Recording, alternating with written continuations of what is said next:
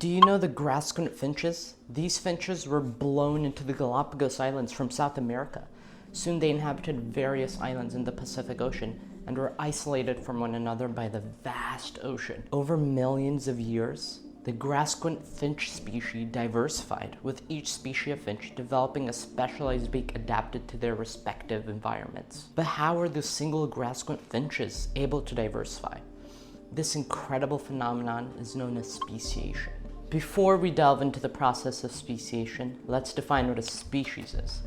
A species is a population whose members look similar and can successfully reproduce healthy, fertile offspring in their natural environment. Speciation is the formation of new and distinct species over time.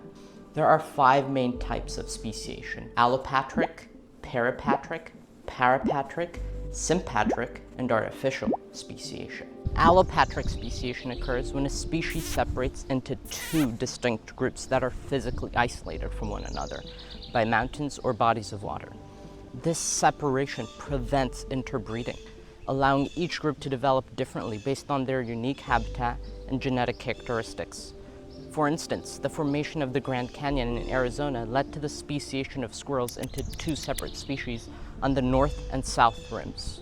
Peripatric speciation occurs when small groups break off from the larger population and form new species.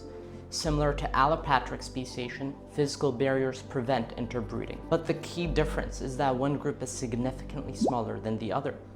The unique characteristics of the smaller group become more prevalent and distinguish it from the rest. This type of speciation often leads to rapid changes within the new species. In Parapatric speciation, a species is spread over a large geographic area, and individuals mate with those in their own region.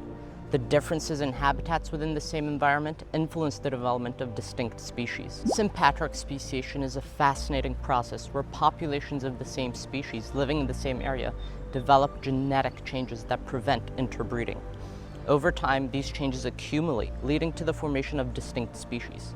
Unlike other types of speciation, there are no physical barriers involved in sympatric speciation. Also, there's artificial selection, which is the creation of new species by humans through laboratory experiments.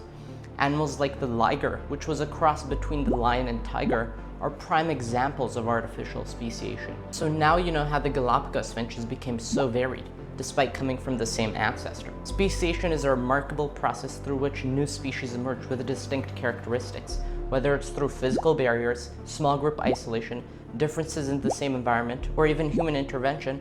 Speciation highlights the incredible diversity of life on our planet.